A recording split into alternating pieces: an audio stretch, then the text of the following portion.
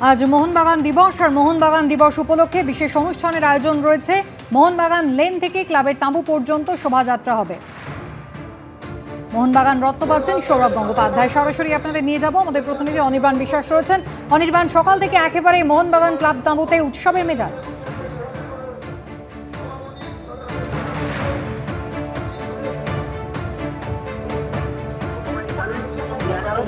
মোহনবাগান লেনে কিন্তু প্রথমে যে অমর একাদশ, সেই অমর একাদশ প্রত্যাখ্যাপন করা হলো মোহনবাগান ক্লাবের তরফে। দেখতে পাচ্ছি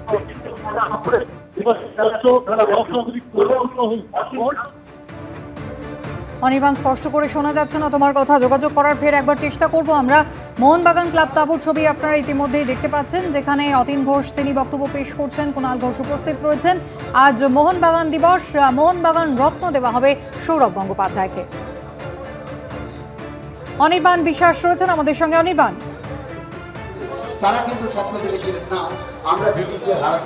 দেখো, তুমি দেখতেই পাচ্ছ যে এখানে কিন্তু মোহনবাগান দিবস উপলক্ষে মোহনবাগান লেনে বিশেষ যে প্রত্যেক বছর মোহনবাগান দিবসের যে উদযাপন হয়, সেই উদযাপনের অনুষ্ঠান কিন্তু ইতিমধ্যে শুরু হয়ে গিয়েছে এবং অমর একাদশের সেই মুরালে কিন্তু ইতিমধ্যে শ্রদ্ধা জ্ঞাপন করা হয়েছে মোহনবাগান ক্লাবের তরফে।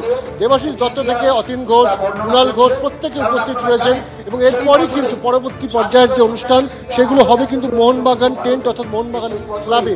এবং এই মুহূর্তে আমরা দেখতে পাচ্ছি যে মোহনবাগানের প্রচুর সভ্য সমর্থক তারা কিন্তু এসছেন এবং এই যে 135 বছর এর আগে যে ইতিহাস, সেই অনির্বাণ তুমি আমাদের সঙ্গে থাকো। অতীন ঘোষ তিনি এই মুহূর্তে মোহনবাগান ক্লাব তাঁবুতে বক্তব্য পেশ করছেন। মোহনবাগান ভারতবর্ষের রাজধানী কলকাতা থেকে দিল্লিতে স্থানান্তরিত হয়েছিল। আমি জানি আমাদের কিছু সাংবাদিক যারা একটা রিসার্চ ওয়ার্ক করছিলেন, তারা ব্রিটিশ সাম্রাজ্যবাদী শক্তির যে আর্কাইভ, রয়্যাল আর্ট মিউজিয়াম, সেই আর্কাইভে গিয়ে পুরনো গোয়েন্দা তথ্য তুলে দেখেছিলেন যে ব্রিটিশরা ভারতবর্ষের এই মোহনবাগান ক্লাবের জয়ে এতটা শঙ্কিত হয়েছিলেন যে তারা বলেছিলেন ভারতবর্ষকে আর বেশি দিন রাখা যাবে না।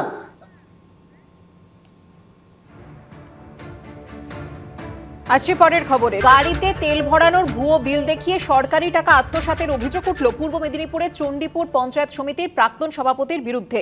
স্থানীয় এক বাসিন্দার দাবি, ব্লক প্রশাসনের কাছে আরটিআই করে তিনি জানতে পেরেছেন এই তথ্য।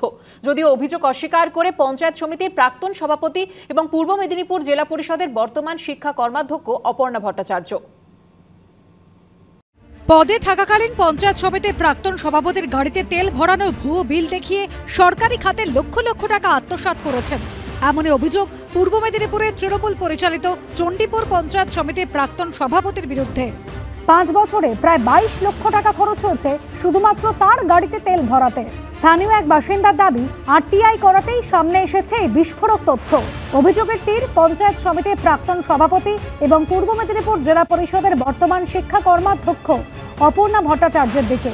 অভিযোগ, 2018 থেকে 2023 সাল পর্যন্ত সভাপতি পদে থাকাকালীন তার গাড়িতে তেল ভরানোর ভুয়ো বিল দেখিয়ে লক্ষ লক্ষ টাকা আত্মসাৎ করেছেন তিনি।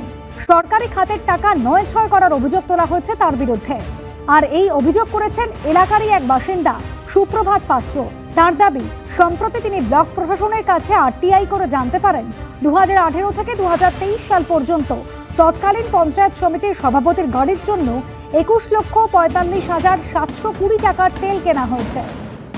18 সাল থেকে 2023 সাল, 2020 সালের মার্চ মাস থেকে 21 সালের মার্চ মাস পর্যন্ত প্রায় টানা 1 বছর গোটা ভারতবর্ষ লকডাউন ছিল। 4 বছরে একটা পঞ্চায়েত সমিতির সভাপতি যদি 21 লক্ষ টাকার বা 21.5 লক্ষ টাকার তেল খরচ করে ফুয়েল মানে গাড়ি চালানোর জন্য, যেটা সরকারি টাকার অপচয় করা হয়েছে, misappropriation of money of government money, এটার এগেনস্টে নিরপেক্ষ তদন্ত হওয়া উচিত। একদম সম্পূর্ণ ভুল, মিথ্যে বলে ওনাকে দেওয়া হয়েছে, উনি করেছেন বলে আমি ওনাকে মিথ্যে বলবো কেন? ব্যাপারটা ভুল হয়েছে, আমাদের প্রশাসনিক লেভেলে এটা ভুল হয়েছে। তবে ঘটনা এখানেই শেষ নয়। পঞ্চায়েত সমিতির প্রাক্তন সভাপতির বিরুদ্ধে আর্থিক তছরূপের অভিযোগ নিয়ে চাঞ্চল্য ছড়াতেই চণ্ডীপুর ব্লকের জয়েন্ট বিডিওর তরফে জানানো হয়, 5 বছরে সভাপতির গাড়ির তেলের জন্য খরচ হয়েছিল 7,27,628 টাকা। বাকি টাকা তার গাড়ির জন্য খরচ হতে পারে কিংবা অন্য কারোর গাড়ির জন্য খরচ হয়ে থাকতে পারে। আর্থিক তছরূপের এই অভিযোগ ঘিরে শুরু হয়েছে রাজনৈতিক চাপানুতর। একটা সভাপতি তিনি বড়জোর মুখ্যমন্ত্রীর একটা মিটিংয়ে যাবেন কি অন্যান্য জায়গায় যাবেন, তার জন্য 22 লক্ষ টাকা এটা একটা অবাস্তব এবং এটা একটা ডাকাতি, লুট। এইভাবে জনগণের ট্যাক্সের টাকা এরা লুট করে নিজেদের সম্পদ করেছে। এটা অত্যন্ত নিন্দনীয় এবং ধিক্কার জানাই আজকে তৃণমূলের এই পরিস্থিতিকে। এরা প্রশাসন এবং তৃণমূলের নেতারা সরকারি টাকাগুলিকে এইভাবে নয়ছয় করছে, আত্মসাৎ করছে। মানুষ সব দেখছেন, মানুষ তার যোগ্য জবাব দেওয়ার জন্য তৈরি হচ্ছে, কেবলমাত্র সময়ের অপেক্ষা। সব মিলে পঞ্চায়েত সমিতির প্রাক্তন সভাপতির গাড়ির তেল খরচের অঙ্ক নিয়ে তুঙ্গে তরজা। বিটন চক্রবর্তীর রিপোর্ট, এবিপি আনন্দ, পূর্ব মেদিনীপুর।